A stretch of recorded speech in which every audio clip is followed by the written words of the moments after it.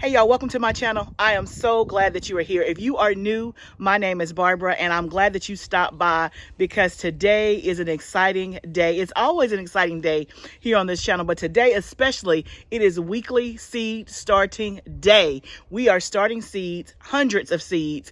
We are 4 weeks before our last frost date in zone 7. And in this video, I'm going to show you what I'm starting this week and what you should be starting too if you are on that same time frame. And if you're not on that same time frame, whenever your 4 weeks before the last frost date is, this is what you should be starting. So we have been doing weekly seed starting for the last 8 weeks. And so I have a seed starting playlist that I'll pop up here. If you are new, I'm inviting you to join the challenge, which is to start seeds every single week. Hundreds of you are in the challenge with me, and you are in your own backyards, your gardens, your houses, starting seeds. Some of you for the very first time, some of you are veterans, and we are getting ready for the summer garden. It is in view, y'all. It is in view. Where I am in Tennessee, we're literally 4 weeks away from being able to plant in the summer garden. And it's coming fast and it's coming furious. So what I do each and every week is I show you the seeds that I'm starting. So that way, if you're in my zone, you can be right on track with me, or you may be behind me and you're in a zone where your last frost date is later than mine, and you know what to plant when your time comes. Or you may even be ahead of me and you're like, yep, I'm on track. That's exactly what I did. So no matter where you are, you can be a part of the seed starting challenge. And so every week we start seeds together, but then also I show you the seeds that you and I started together the previous week.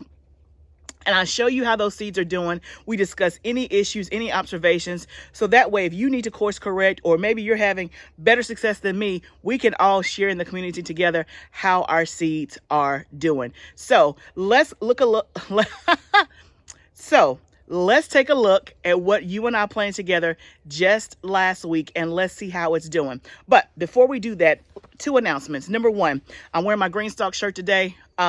Why? Because that's what was clean. Okay. Number 2, second of all, GREENSTALK is having a basis sale. That means all of their bases are on sale, and tomorrow is the last day of the sale. So y'all know my favorite base is the Ultimate Spinner Kit with wheels. I think right now you can get it for like $41, which is a steal. So if you have a GREENSTALK and you started off with the mover and you want to upgrade to the Ultimate Spinner with wheels, this is the time to do it. Or if you're buying a GREENSTALK for the very first time, make sure you throw one of those in your cart. My code is LFF10. You can get an extra $10 off. The second announcement is, y'all, if you didn't know, I do have a premium YouTube membership called VIP Gardeners. You can join at any time. It's $4.99 a month, and you get exclusive access. You get priority reply to emails. You get discounts of a 10%. Anything in our shop on livingfoodsfarm.com. You get member only videos, and you get early access to videos. So if you want to be a member, this is the time. Go ahead and do it. Like I said, it's an additional $4.99 a month. You can cancel at any time. But the thing while I'm announcing it this week is that I'm going to be doing a members only live Q&A in the next few days. And so if you want to be a part of that and get your questions answered and get exclusive access to ask me questions, me and you and I, then go ahead and sign up to be part of the YouTube Members Gardeners VIP Club. Okay, now let's talk about what we did last week. So in last week's video, we talked about planting a couple of things. I think we planted like 6 things. We did basil, and we did several different types of basil. We also did some ornamental grasses. We did Persian cress, and then we did one, I don't remember the name of the second one. And then we also did nasturtiums, and we did celosia, as well as there was one other flower that we did. So let me take you to the trays and stuff so you can see kind of what has progressed, what is still waiting to come forth, and how we're doing. Okay, so as you can see, I have a table full of seedlings. They are out here getting some sun today, and it's much easier to water them on this table. So these are all of the seeds that is on my second seed starting shelf, which is in my sunroom. The ones in the house is not as easy to bring them out here to the backyard. I'm having to water them a different way. But so you can see they're out here getting some sun. But let me specifically show you what we did last week. And I did this, the seed part off camera, but I did tell you in the video what I was going to do. So the first ornamental grass we did is called Frosted Explosion. That's an ornamental grass, and you can see that we pretty much have, there's 6 there, and we have 6 that germinated. We did the Persian cress. We have perfect germination there. Persian cress germinates really, really quickly. Usually within 48 hours, it germinates. Then right here, we have 24 nasturtiums in this second quadrant. And the nasturtiums, let's see, I have 1, 2, 3, 4, 5, 6, 7, 8, 9, 10, 11, 12, 13, 14. So maybe 16 out of 24. And so usually nasturtiums are like 100%. But we'll give it another week or so and see what happens. And also we can also plant more. Then we're doing a new flower here called Craspedia. That was the other flower that we did. That's my first time doing it. I did 6, and that's perfect germination.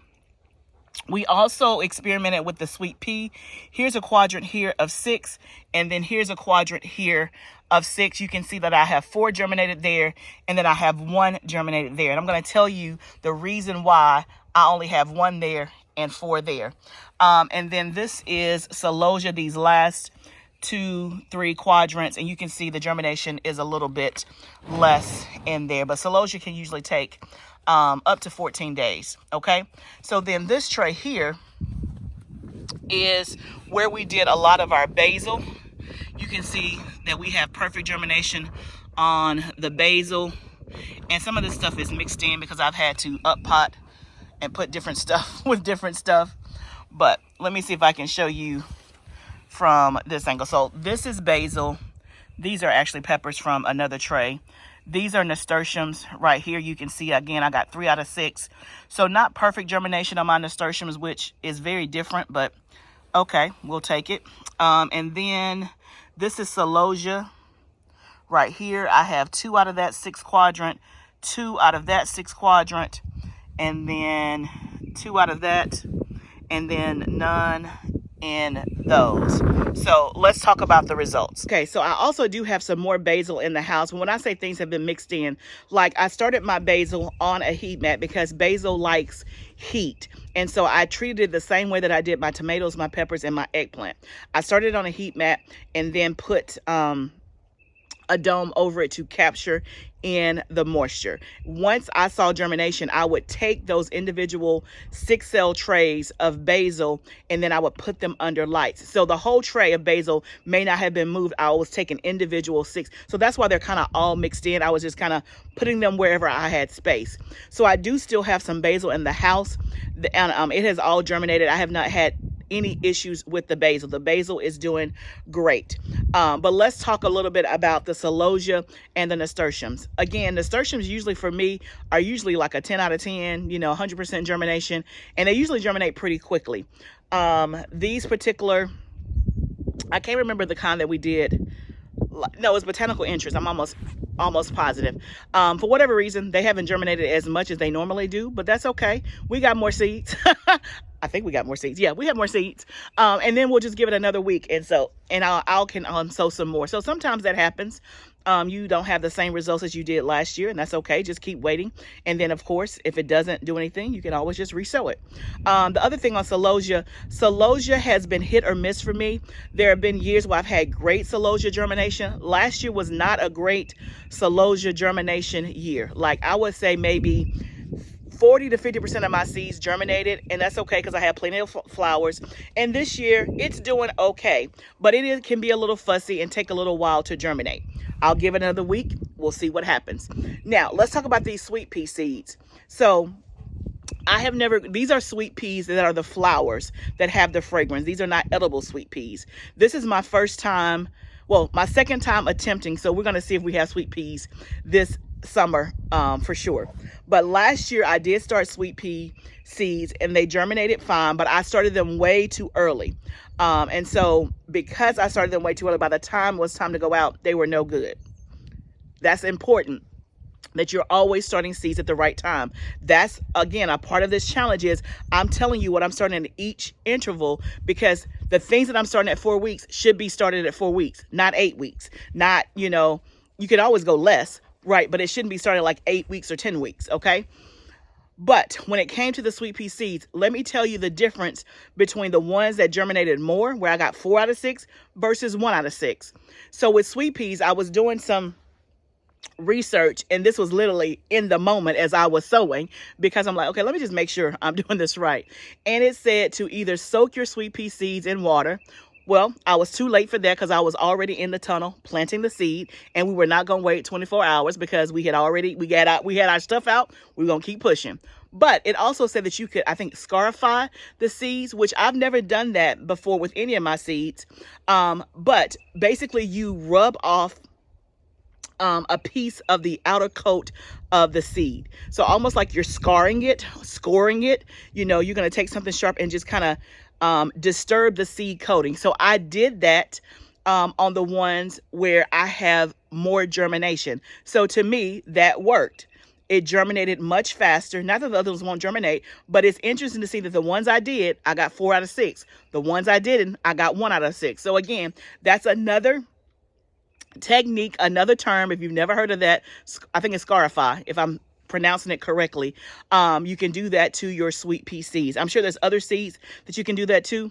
I don't know what those are yet because I hadn't learned that yet, but I'm just sharing with you what I learned and what's going on. And the way I did is the way I do a lot of tests, is that I will do one way and one the other way, because I want to know for myself what happens. Same thing like with lavender seeds. Remember, I've told you with lavender seeds, you want to cold stratify them. Spinach seeds, cold stratify them. That means putting them in a cold place, freezer or fridge, weeks before you want to start the seeds. And it helps them to break through the seed coating or break through dormancy faster when you cold stratify certain seeds that need that. They need to go through that cold dormant period and then break forth. But in order for me to know that I know, I will do a set where I cold stratify and a set that I did not cold stratify. I've done that both with lavender and spinach, and so that I know for myself. For me, I always see higher germination rates when I do it that way. Now, when you don't do those things, it doesn't mean the seed is not going to germinate. It's not going to germinate as fast. So that's a tip that I will encourage you to do, is always play around in your own garden and do it again in a test fashion where you're doing maybe some and not all. Like, I'm never going to risk the whole farm on a test, right? But I will do a little bit of this and a little bit of that to know for myself. It is great to read textbooks. It is great to listen to YouTubers. It is all of those things are great. I do all of those things. But when it comes to your garden, you need to know that you know that you know that you know for yourself. Okay, so let's get to the tunnel and let's talk about what we're going to be planting at the 4-week mark. And I got another rebel thing that they tell you not to do in the books, but I do it anyway. So stay tuned. Let's go. I'll meet you in the tunnel. Okay, guys, I'm out in the tunnel. I've gotten a couple of trays prepped and ready to go, so that when we get done talking about what we're going to do, we're going to do it.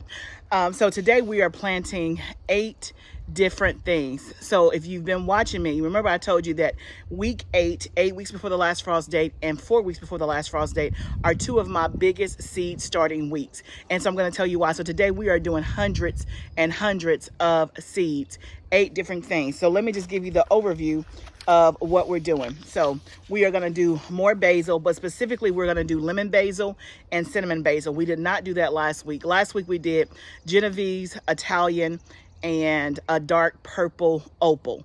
And so as I'm kind of going through these varieties, I'll give you the overall gist of what we're planting, and then I'm going to go into specific varieties. You know how when you were in church or in a kid, and they be like, there was this song, like when they get to your name or your row or your experience, you were like, hey, that's me. That's what I want you to do when I talk about these varieties. If you have planted it before, whether you've had success or like, hey, Barbara, that's a strange one, put it down in the comments below. When I get to your row, put it down in the comments below. Okay, so we are doing basil, lemon basil and cinnamon basil. That's number 1. Number 2, we are doing a honey nut and a honey patch squash. So those are the miniature squashes. Y'all know I'm not a big squash girl, but I am doing it, trying it again this year. Now last year I had great success with the honey patch, but last year I had great success with the honey patch, but either I sold them or gave them all away. I actually never tried it myself. So I am intending to actually try it this year, and also I plan to sell it. The next thing that we're going to be starting today are zinnias. Lots of zinnia seeds, and I'll go through those varieties. Next, zucchini. And so when it comes to zucchini, we're also going to be doing squash. That's number 5. And then 6, we're going to be doing corn, and we're going to be doing okra. So those are the 8 things that we are starting today at 4 weeks before the last frost date. So if you are on schedule, if you're behind me, in front of me, or whatever, at 4 weeks before the last frost date, if you eat these things, if you are growing them in your garden, this is the time now to go ahead and get the seeds started indoors. Now, I told you that I was going to be a rebel. So let me tell you what I'm being a rebel about.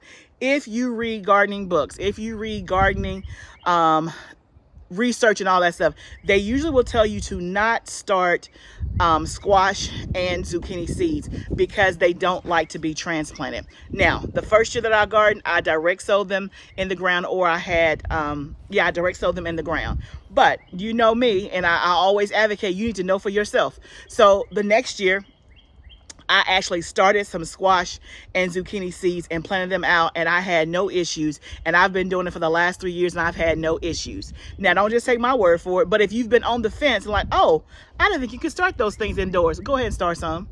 Go ahead, and then also have you some seeds. So if yours is a bust, or if it fails, it ain't gonna fail, then you can always direct sow some outside. But that's gonna give you a little bit of a head start. So again, garden books will tell you one thing, and some of those things are 100 absolutely true, but you're not going to know that unless you do it for yourself. So those are the 8 things we're starting. Now let's talk about some specific varieties that we're going to be doing within those 8 things. Let's go over here to the table because it's hard for me to hold this and try to, although it feels much better out there, it is hot in the tunnel today.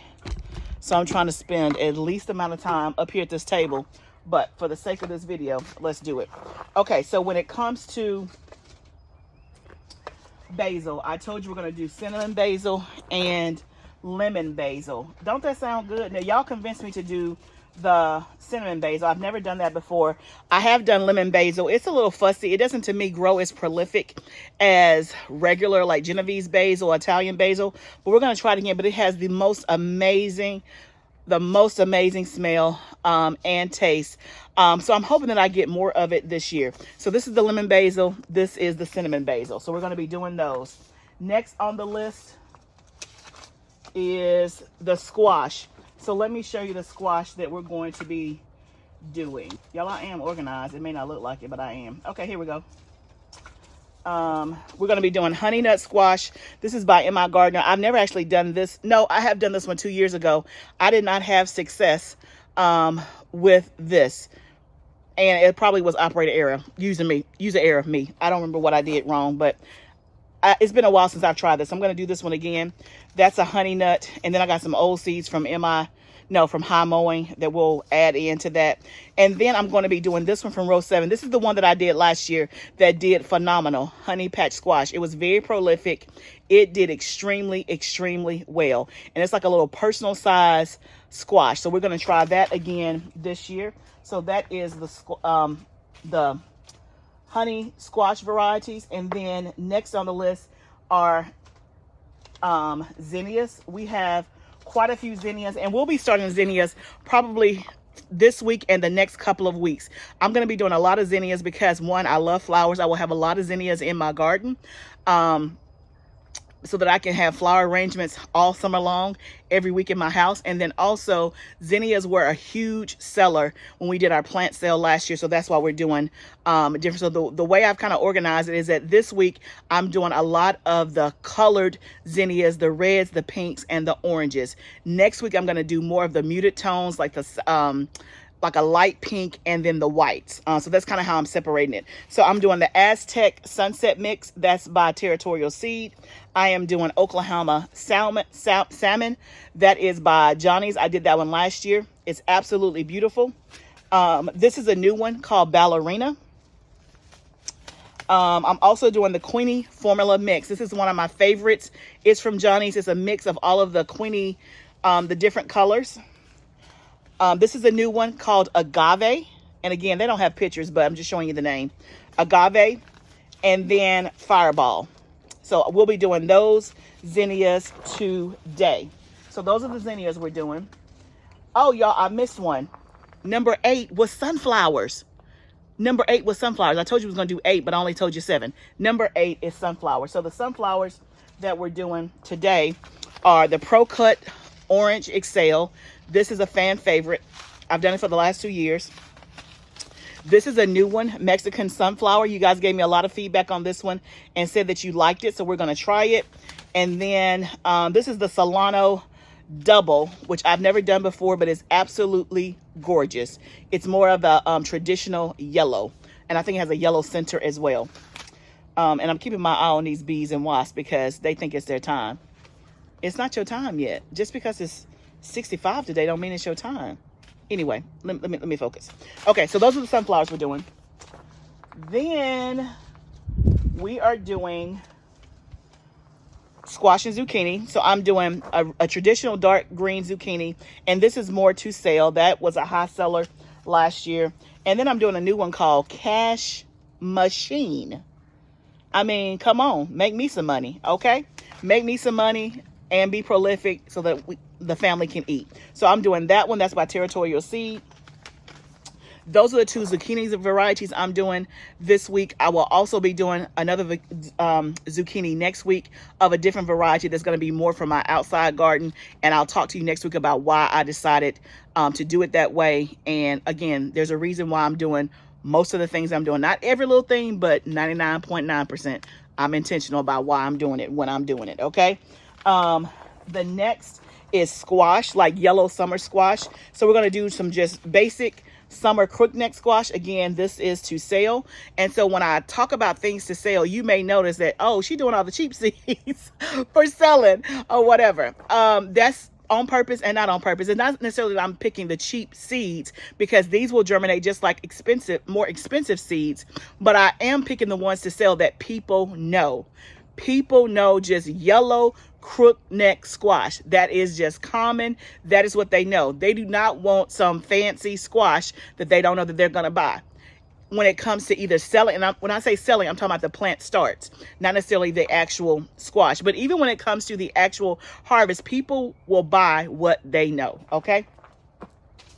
So I'm doing like a traditional variety. I am doing the patty pan. I cannot wait. I did this last year and I accidentally gave it away to a friend. And so I'm going to try that again this year for me. And then, y'all, I just love this name. Cube of butter. Come on. Come on. Come on. We doing it. Okay. And you guys gave me some good feedback on that this is good. So that's what we're doing when it comes to squash. Next, we are doing corn.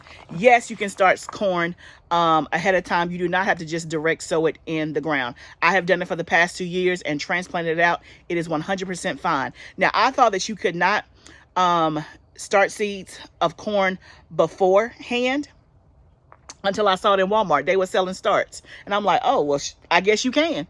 That's what I'm saying, y'all. Do stuff in your own garden. Okay, so for the corn, here's what I'm doing this year that I haven't done before. I'm only doing one kind of corn. Again, I keep telling y'all this channel is called A Gardener's Journey because I'm literally taking you on my journey. I did not know that I should only have one variety of corn if I'm going to do corn. I did not know that. Now I know that, and I'm going to try it thanks to you guys. So we are doing the peaches and cream. That's the only kind we're going to do this summer, and we're going to see if we have success. And then last but not least is okra. Cowhorn okra. And we are doing the heavy hitter okra. So those are the 2 okras that we're doing. So I have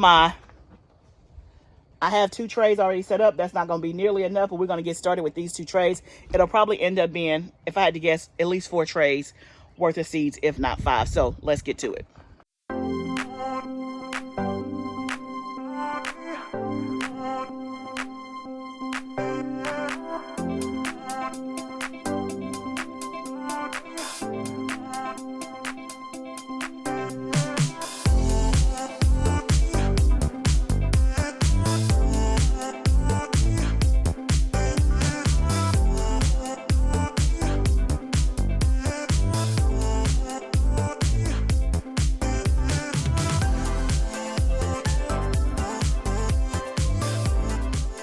Okay guys, I'm halfway done. We got 2 trays completely done. In this first tray right here, we have 36 zucchini. Then we have 24 okra, and then we have a lemon basil and cinnamon basil. So the zucchini, okra, and basil is done. And then in this back tray back here, we have the honey nut squash. We have 18 of those. We have 6 patty pan squash. We have all the rest, 1, 2, 3, 4, 5, 6, 7, 8, 48 of the yellow squash. So those are done. So what I have left to do is corn, zinnias, and sunflowers. So I will do a whole tray of 72 of corn, definitely. And then I will do a whole thing of sunflowers and a whole tray of zinnia. So that'll at least be 72 of each, which will be another, what, 215, 16 seeds. I've already done 72 plus 144. So we're going to do close to about 400 to 450 seeds just today alone. But I want to thank you guys. I'm going to keep doing this, but it's more of the same, right?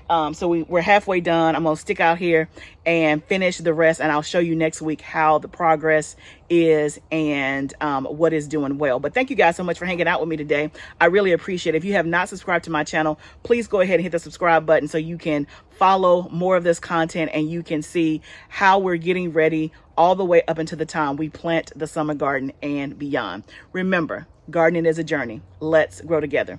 I'll see you next time, friend.